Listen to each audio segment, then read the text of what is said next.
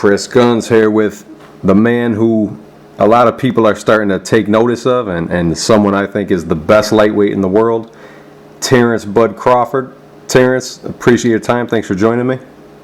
How you doing? Thanks for having me. You're born and raised in Omaha, Terence. What's that like? Not too many people in the boxing world come from Omaha, Nebraska, and not many people know what kind of place it is. Talk about your part of Omaha. Oh man, it's cool, man. It's chill back, you know. For those that don't follow boxing, you know, they don't know who I am. Those who real down to earth boxing fans, they all know who I am. Yeah. What was the Crawford household like growing up? Oh, it was, you know, a little tough. I used to have to fight my sisters, you know, two older sisters, and, you know, fighting cousins, and it was cool though. And what kind of kid were you? Oh man, I was one of those little bad kids, getting into everything, not listening, you know, destructive. Yeah. How'd you find boxing? Well, you know, my uncle, my dad, my grandpa, you know, they all boxed. Carl Washington, he was the owner of the CW Boxing Club. And he had seen me one day walking around the corner, and he had asked me did I want to box. And so I told him I couldn't talk to strangers, and, you know, went home, told my mom that some strange guy tried to talk to me and ask me some questions, you know, and I ran home. And next thing I know, he knocking on my door, and my mom them, you know, saying hey to him, and I'm like, this the guy that tried to talk to me, and they like, oh yeah, your dad and everybody used to box for him. And at that time, he asked me, you know what I'm saying, did I want to box, and my mom asked me, did I want to go, and I was like, yeah, and that's how I got started. And when I watch you, I see shades of past great fighters. When I first saw you, a little bit of Pernell Whitaker came to mind. Not so unorthodox though, but your skills are unreal. Were you good right away when you first tried boxing? Yeah, I was like one of those little rugged kids. You know, I didn't feel like I didn't want to box too much. I just want to fight. Mm-hmm. You know, and very cool. And who were some of the guys that you watched when you started watching other people? You said what? Who were some of the guys that you watched when you started watching boxing and seeing what you could do and who you could emulate? Did you see anyone that you took notice of more than others? Yeah, I watched a lot of, you know, boxers, like, as far as, you know, Pernell Whitaker, Floyd Mayweather, Sugar Shane Mosley in his prime. More boxers than, you know, bangers, nevertheless. Yeah. And you were a successful amateur. You fought a lot of the guys that we hear in the game today. You fought a lot of them as amateurs. Who are some of the guys that you fought that we'd recognize the names of? I fought Danny Garcia, Mikey Garcia, Javier Molina, Carlos Molina,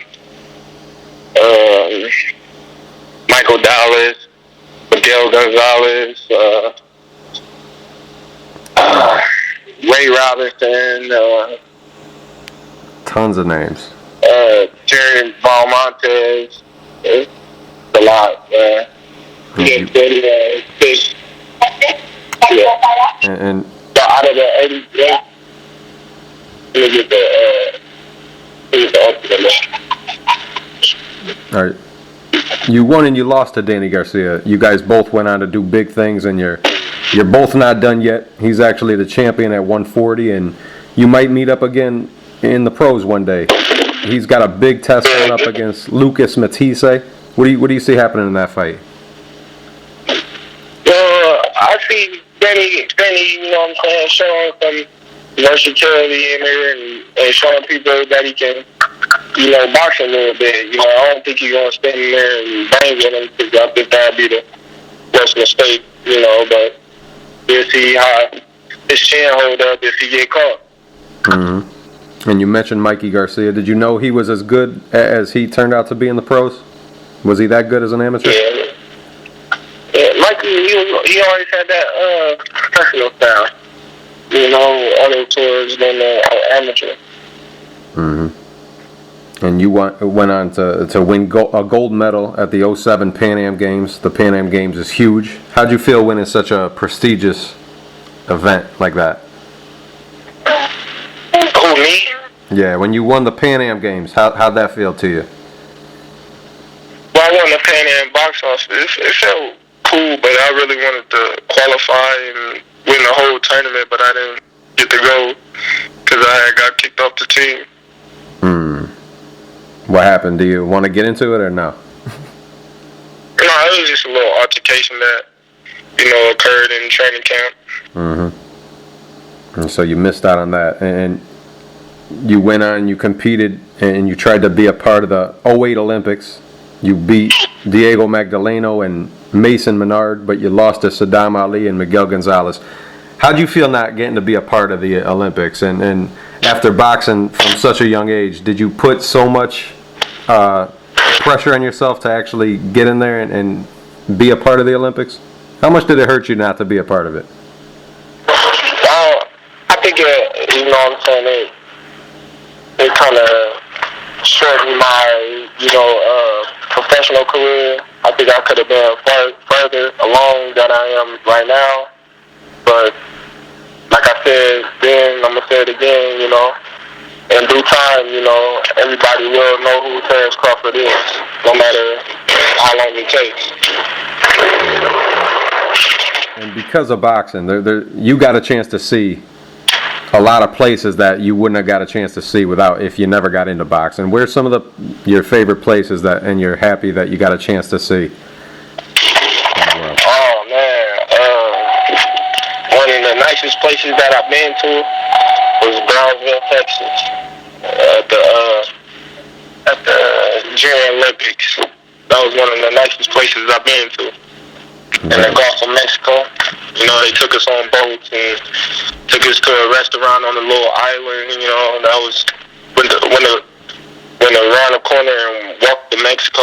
That was kind of nice. Yeah. So you did turn pro after missing out on the 08 Olympics. And what made you decide to do that at that time? Did you know you were going to turn pro right away? To be honest with you, I never wanted to go to the Olympics. My goal never was to make the Olympic team or box in the Olympics or none of that. That wasn't my dream. My dream always was to be a world champion, professional. Like, I wanted to turn pro at, 16, 17, but, my coaches thought it would be best if I stayed amateur and get more experience and get the more exposure that I need to be a successful professional. That way people know me coming up, and we just felt that was just the right step to take, as far as making it to the top. Yeah. Do you remember what your total amateur record was? How many fights you have? So what? What was your total amateur record? Do you remember it? No, I know all together I probably had like 60-some fights. Okay. Wow. So you did a lot though in that little bit, with those little bit of fights. You fought a lot of great guys and a lot of good fighters. Do you remember who you turned pro against and where it was and what the result was? Yeah, I fought this guy named Brian Cummings. My first professional fight, he was 2-0 with 2 knockouts. And I knocked him out in like 26 seconds. Mm-hmm. And you won your first 4 fights. How'd you like fighting without the headgear and the smaller gloves? Oh, it was cool. I was kind of excited at first because, putting on the little gloves, you thinking like, man, if I hit somebody with these, they really gonna feel it without a headgear. But then, you know what I'm saying, reality sets in, like, yeah, if they hit you with these little things, you know what I'm saying, you gonna feel it as well. Mm-hmm. So, you know, it just was just like, you know, alright, well, you know, this is the real deal, you know what I'm saying? There ain't no amateur, you know what I'm saying, stuff. You know what I'm saying? If you lose, you go to the back of the bus. You know, amateur, you can lose and go fight in the next tournament and win, and, you know, you back at the top, you know, but not professional is different. Yeah. And you win your first 4 fights, and in your 5th fight, your 5th fight's supposed to be in September of 2008, but you got shot in the head. What happened? Talk about that a little bit. How'd you end up getting shot in the head?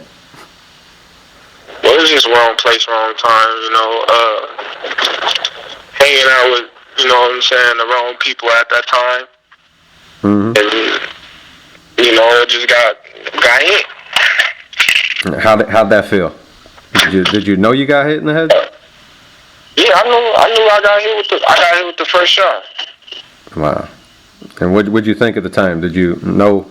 I still wanted to fight. How's that change you in the way you look at not only boxing but more importantly life? I mean, you're just like, if you were just an inch in another place, it could have been a different story. Does it go through your head at all? Oh yeah, I could have been dead. Nah. I think I could have left. You know, I could have been dead. You know what I'm saying? But God gave me another chance at life. You know what I'm saying? To, you know, prove my presence on this earth, and I just feel that way. It's amazing though, but you didn't miss a beat. You didn't fight in September, but your next fight was in November, and you got a 2nd round TKO over Michael Williams. So life went on without a hitch. That was your last fight of 2008. 2009 saw a year of 5 wins with no losses and 4 knockouts. 2010 you had 2 fights and 2 knockouts, and you kept on winning and you kept stopping guys. Were you getting frustrated at all seeing these guys that you fought in the amateurs and you beat in the amateurs, and you're continuing to fight in these smaller venues for lesser money, and you see these guys that you have wins over and they're getting title shots and high rankings and big money purses? Is that frustrating to you at all? Yeah, actually it was.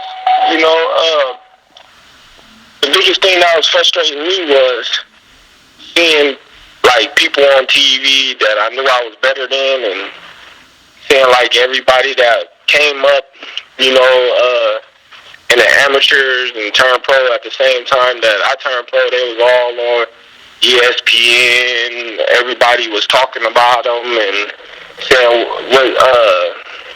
what good fighter they is and how promising they is in a professional, you know, standpoint. And, you know, I'm looking back like, man, I'm better than this person. Mm-hmm. So I beat him, and, you know, I'm like, okay, you know, well, I ain't getting the same crowd as they getting, and I'm just as better. Or, you know what I'm saying? Yeah. I remember there was a time, like a year and a half or 2 years ago, I heard what Bob Arum thought of the sport at that time. And at the time he thought that there was really no place for American fighters, and black American fighters especially. So I'm glad to see that he changed his tune since then. I think that a lot of people started missing out on American talent, and I think things are changing. Do you feel like things are changing towards American athletes and black American athletes? Yeah, in a sense, I do, you know, I do think it's changing just a little bit, but I think it's still got that, you know, Mexican, white, Filipino, you know what I'm saying, crowd, because they people support them more than our people. Mm-hmm. So I think if us black Americans would come together and support each other like they always do, then I think it'll be different. You know, as far as, you know, somebody just want to get in a fight for free or ask for some free tickets or, you know, things like that. Yeah. And you were getting noticed, though. Bob Arum started taking notice, and he actually asked one of your amateur victims who's having who's real successful in the pros, and he's one of the great champions today. He asked Mikey Garcia what talents he should be looking out for and who he should look to sign, and your name was the first name out of Mikey's mouth from what I heard. How does that make you feel? It has to be a great feeling to have the respect of such a great young champion like Mikey, who remembers you as a standout from that long ago.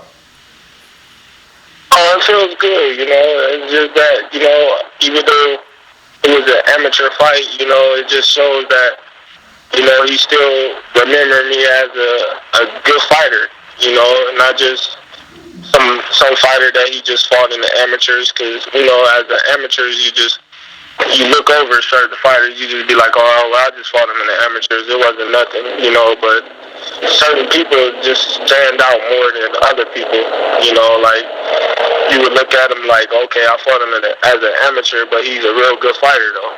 Mm-hmm. And when you're approached by Bob Arum or Cameron Duncan, whoever approached you from Top Rank, how'd they come up to you? Did you even know that they were watching you? Well, my manager had told me that, I was originally getting looked at by Ray and Golden Boy. But Golden Boy flew me out to the fight one time, and my opponent had dropped out. I think it was the same day of the weigh-ins, or he didn't come. He didn't show up. So there was another guy around the same weight as me, and they didn't want to fight me and him together. And we were just like, well, we lost all this weight. We didn't train so hard, and we can't get a fight. And this guy ain't got no fight. His opponent didn't show up, and my opponent didn't show up. Why we can't fight each other? So my manager didn't like what they had did. So he had just said, we just gonna go with Top Rank because, Top Rank, put us on a fight card, and we fought, and we were successful. They liked me, and that's just how it went. Did you feel any added pressure being signed to Top Rank or being looked at by Top Rank? Did you feel the pressure? No?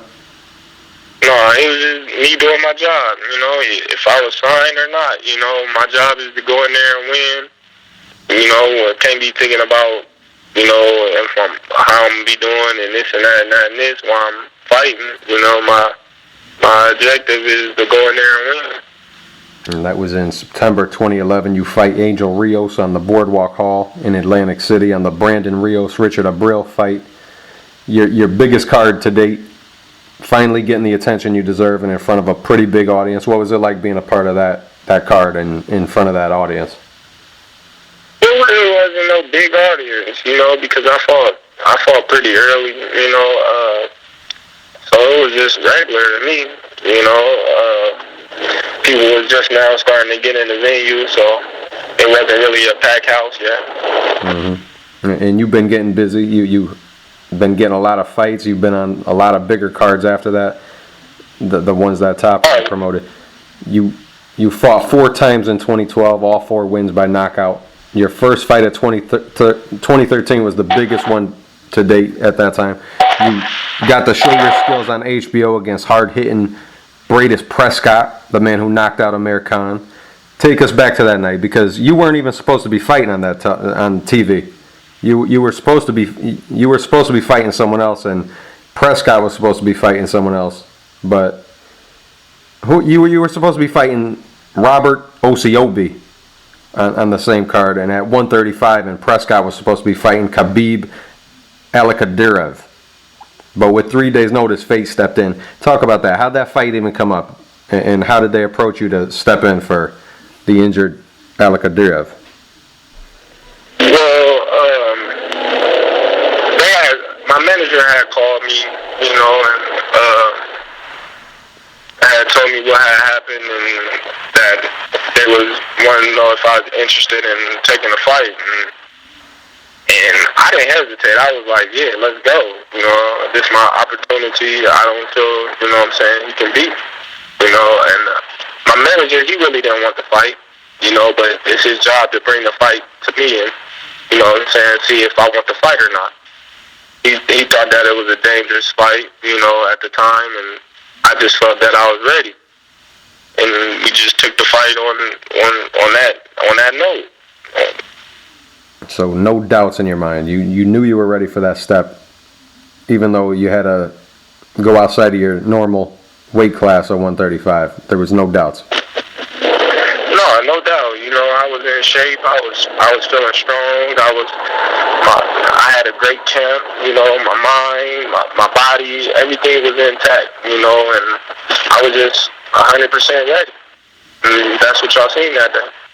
And there was more comparisons to Pernell Whitaker. You whitewashed him. You won every round on the scorecard like Pernell would have. Was taking that step up. Did you feel his power? Did you feel like he was the strongest guy you fought at that time? Never. You know, I felt 100% stronger than him. You know, in the trenches. Like at first, I took precaution. You know, knowing that he was a big puncher, and you know, and a lot of people he fought, you know, he probably heard him and all that. So the plan was to box him, just, you know what I'm saying, use my talent and use what I got just to make the fight easier. But as the fight started heating up, and I feel his punches here and there, and I'm thinking to myself, like, he don't hit as hard as everybody say. You know, and my coach, I wanted to, you know, get more aggressive, but my coach just told me to switch the game plan. You stole the show that night. Incredible performance, and you raised a lot of eyebrows in fighting that fight the way you did. And you got right back on HBO, this time at your normal weight class against Alejandro Sanabria. Take us back to that fight on the big Mikey Garcia, Juan Manuel Lopez card.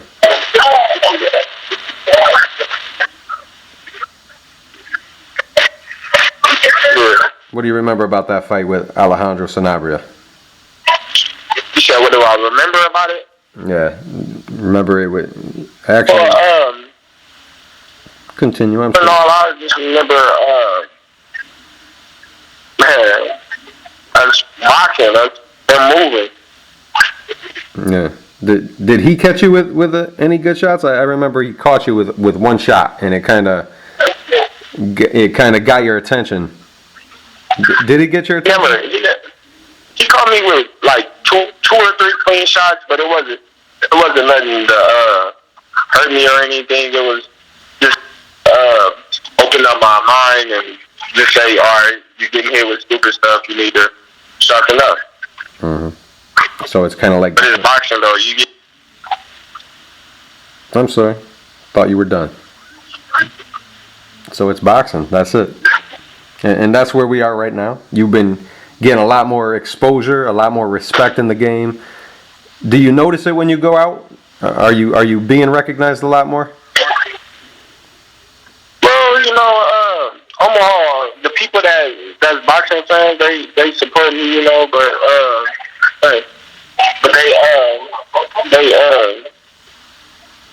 they support me the way they do, and you know, the people that didn't support me, you know, they starting to support me. They starting to see the difference. And you know, it's like when I go out of town, people from out of town notice me as well as people from here. Yeah, I was getting the feeling that you were going to be the guy that takes the title from Broner, but he escaped the lightweight division. Right as soon as you made your big splash, did you? How disappointed were you that he left the division? That would have been a big fight between two Americans. Would have been a great fight at lightweight. Does it disappoint you at all that he left before you got to the top? I ain't disappointed because he hasn't left yet. As you see, he said he's gonna stay at lightweight and fight welterweight if it's any big fights, you know. But at this point in time, Golden Boy and, you know, Terence ain't doing any business together, so that fight wouldn't even happen if we wanted it to. And how's that make you feel? That you can't fight these guys who a lot of people might think are better than you or would get the best of you, and you can't prove that you are the best in the division because of this problem with Bob Arum and Oscar De La Hoya. Does that bother you at all? Not really. You know, that's something that them two, you know, they gotta get over and they handle. You know, I just fight. You know, I let them handle the business part of what they got going on and what they feud about. You know, that ain't none of my business. You know, my business is, you know, who I fight and training and getting in there and making sure I'm at the best. You know, every time I step in the ring. So it doesn't bother you if someone says you couldn't take Broner at lightweight. Broner would knock you out. That doesn't make you want to prove that you could. Nah. You don't care. I feel I don't got nothing to prove as long as I keep winning and, you know, proving myself, you know, to the world who Terence Crawford is and keep stacking up championships and, you know, later down the line, if the fight happens, it's happening, you know. If it don't, it don't, you know. That's just my MO. But what would a fight look like when you think about it? If you were in your next fight with Adrian Broner, how would that fight play out? Oh, you never know, you know, but I'm always going to come out victoriously, though. That's all I wanted to hear. That's what I wanted to hear. And I think that way, too. I think you'd have a W at the end of that night. I follow you on the social networks. You've been getting around. What's it like to not only be getting the attention of the fans, but also getting the treatment from Top Rank and Bob Arum, who's promoted some of the greatest talents in the sport, the history of the sport, and getting such lofty praise from HBO when you're on there? How good does it feel where you're at right now? It feels good, you know, but at the end of the day, I'm not satisfied because I feel I should have been here a long time ago, but I'm happy that I'm even here right now, you know, to even see this point, you know, because like I said, I could have been, you know, dead a few times, not just the one time. I could have been dead like a few altercations, you know, and I'm just blessed to be here right now. And that kind of surprised me because I don't think too many people know how dangerous the streets of Omaha are. I never even heard about it. You don't really hear about much happening. Strange how you hear about things from other big cities, but you don't hear anything really out of Omaha. But it's just as bad, right? Oh, yeah, man.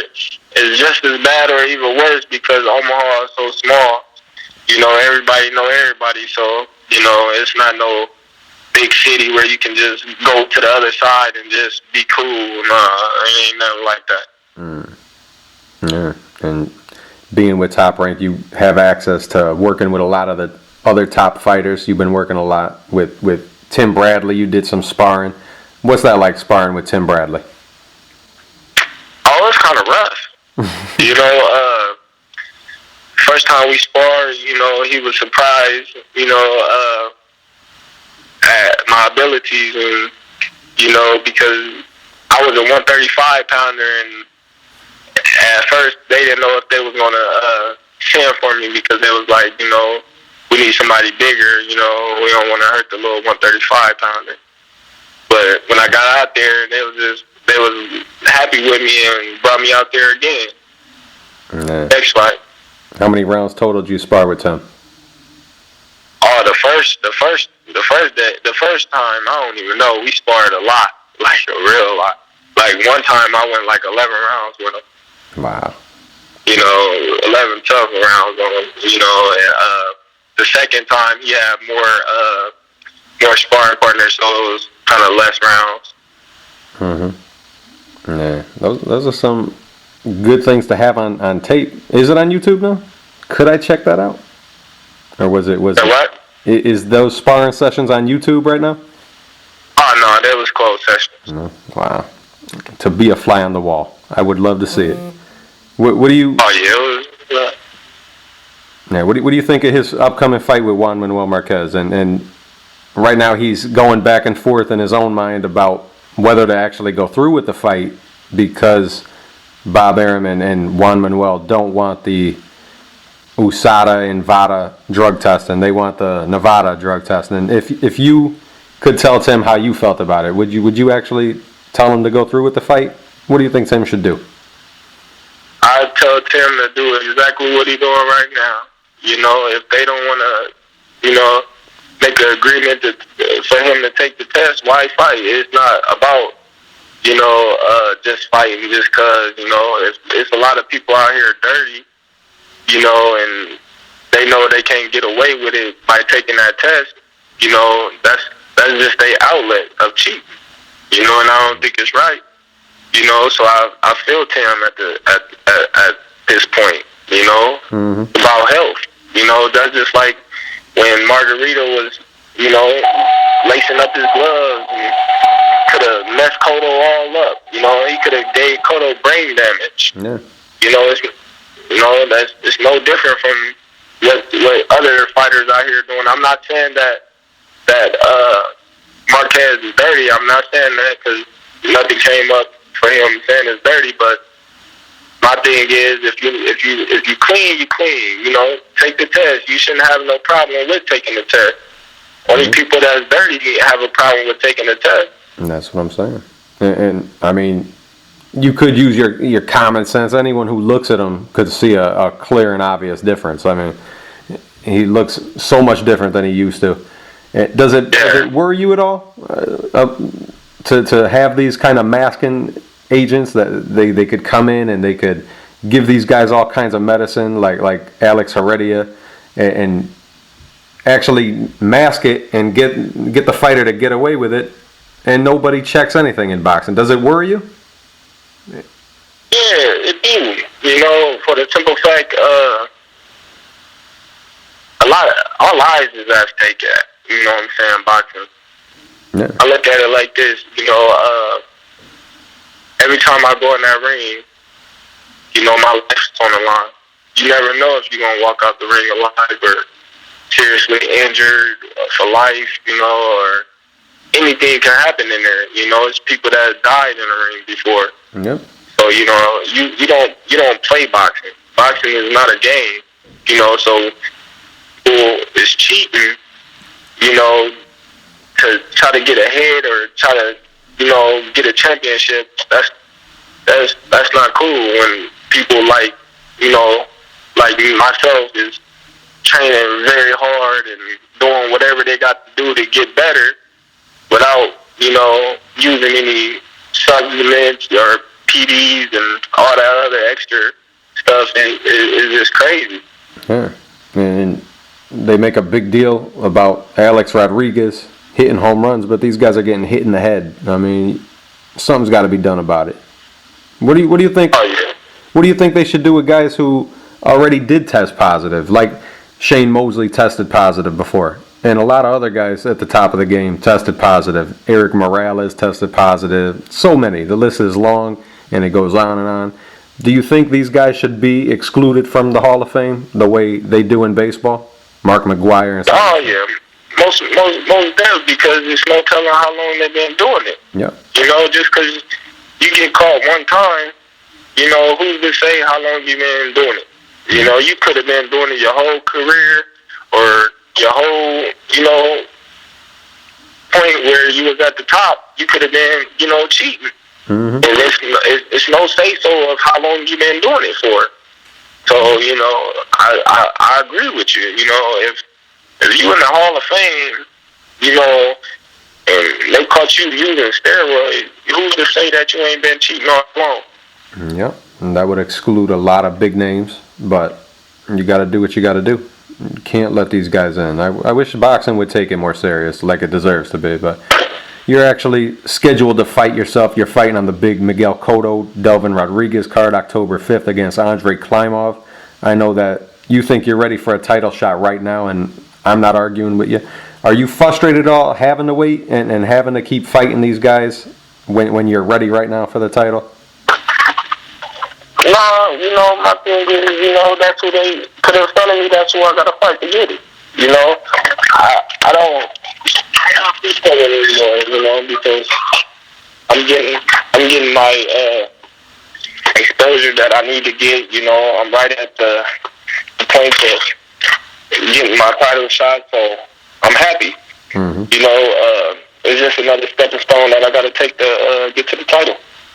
And what do you think of Klimov? How do you prepare for a fight? Do you watch films, and what do you think of the guy you're fighting? understand, but I seen that fight with him and John Molina live. You know, we was tuned in, watching that fight, and the guy, he posed a big threat. You know, he's undefeated. Nobody want to lose. You know, he might feel he's coming in as an underdog, and he might be training very hard, like myself, and you know, he throw a lot of punches. He's tough. He can take a punch. He gonna come prepared. He gonna come ready. Yeah, and when you, I looked at the Ring Magazine's ratings, and they got you ranked at number 10 in the world. They have you under guys like Daniel Strada and Ray Beltran and Kevin Mitchell from the UK. As someone who knows what they see, like I think I know what I'm looking at when I see you fighting, I think you could beat these guys now. How do you feel seeing their names above yours? Does that bother you? Oh man, it don't. You know, the Ring Magazine, they put the people who they feel is in the right position. You know, I feel I'm number one. You know, but they feel a certain way. So my thing is, I just gotta prove it to them. You know. And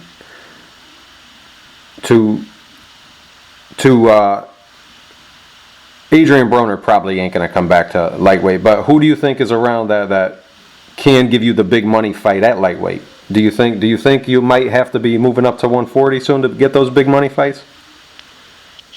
Who knows? You know, you never knows what tomorrow brings. But right now, you know, I'm just focused on, you know, my fight coming up. I'm not overlooking anybody. I'm not overlooking any weight classes. You know, I'm at 35 now, so this is what I'm worried about for right now.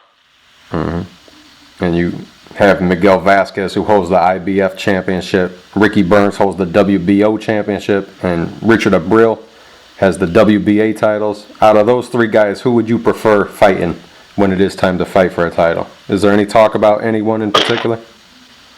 Any one of them. You know, my thing is anybody with a title already. You know, I don't bars none, and I don't pick them. I just fight them. And is there a timetable being discussed by Top Rank? Did they tell you if you beat Klimov, your next fight will most likely be a title shot? Is there any talk about that yet? Yeah, there's been a little talk, but, you know, it's just talk. You know, we'll see after this fight, but like I said, right now we're not looking over, you know, any other opponent. Right now we're looking at, you know, my opponent to date, you know, coming up October 5th, and after that, then we're going to sit down and talk about what's next. And I know you're a confident guy. You might think you're the best fighter in the world today. Who's your top five consist of, if you think about who's the top 5 fighters in the world today? Man, I would say Mayweather, Andre Ward, Canelo Alvarez, Manny Pacquiao, and I would say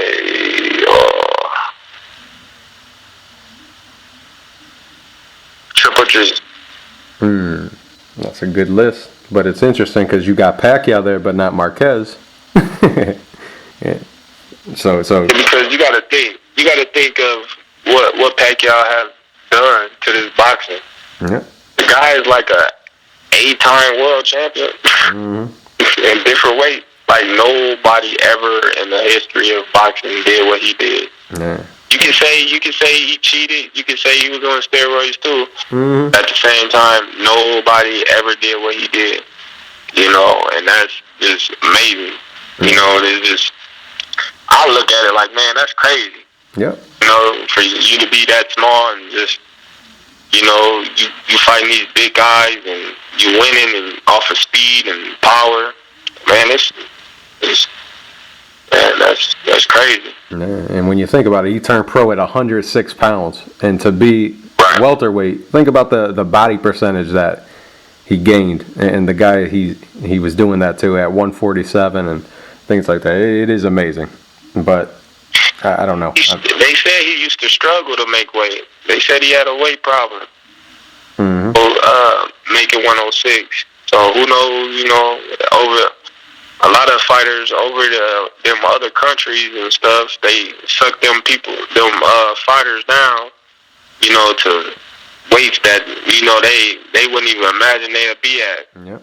You know, when they really walking around like 140. You know, and they sucking them down to 112 and stuff. Jeez. Yeah, that's crazy.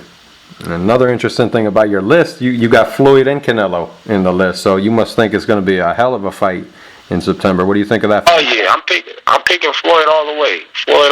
But I think Canelo is one of the top boxers to date right now. You know, considering what he been pro since he was like what 16, 14, one of them. Yeah, I mean, the guy's amazing. His run is incredible. What do you think Canelo's ready? Do you think he's as ready as he'll be, say, if they fought in a year? I think he could have taken like 2 more fights, but in my eyes, if he feel he ready, he's ready. You know, he's been, proving that he's ready, whitewashing a lot of fighters. Very strong. He gonna come to fight. I just think he's not ready for Mayweather yet. Mm-hmm. So I think Mayweather on a whole nother level than he is. Yeah, you're a smart guy, Terence. I never asked anyone this. No fighter that's active now. I was talking to a few guys who were retired, and they said that they were worried about Canelo weighing 166 pounds, over 166, 30 days out from the fight. That was like Thursday or Friday. Do you think that he'll be able to make 152 by the weigh-in comfortable? Oh, yeah. Because he was looking ripped. He might not make it comfortable, but I believe that he got the ability to make it. He might not make it comfortable because I don't think making weight is comfortable to him, considering how big he is. Mm-hmm. So he might make the weight, but he's not going to be comfortable making the weight. As long as he make it, that's all that matters, right? Yeah, I guess so. Not with his performance-wise, but getting that money. Right. What do you think about Pacquiao Rios and who wins and why? Oh, that's gonna be a good fight. My thing is, it always gonna tell how well Pacquiao take a punch. Because Rios gonna bring it. He gonna bring it. He gonna bring it. He gonna bring it all night, all long. And we know Rios can take a punch. Mm-hmm. We know Pacquiao can punch. We know Pacquiao can hit you with things that you don't see. But we know Rio's gonna be firing right back. So, I think it all boils down to how well Pacquiao take a punch. If Pacquiao can take Rios punches, I think Pacquiao wins easy. I think you got a future as a commentator. I really do. You're pretty good with calling the fights like a HBO commentator would. What do you think of the cards that Top Rank's putting on and doing from China? How would you like to go to China? And it always looks beautiful when I see it on TV. How would you like to go there and fight in front of all those people? Oh, I love to go there. That's a place that I've never been before. Who wouldn't want to travel the world and see different things and see how other countries live and, what their cities is like, There's just a difference between America and China, They are allies, we buy things from them, they buy things from us, it'd be cool just to go over there and just to see different things. Yeah. And we owe them a lot of money. I know that. Oh yeah, a lot of money. Billions. Yeah. I can't wait to see you on the big stage and getting your well-deserved title shot. I make you the favorite over any of the champions at lightweight right now. It's only a matter of time before everybody knows the name of Terence Crawford. Your fan base is growing after every fight.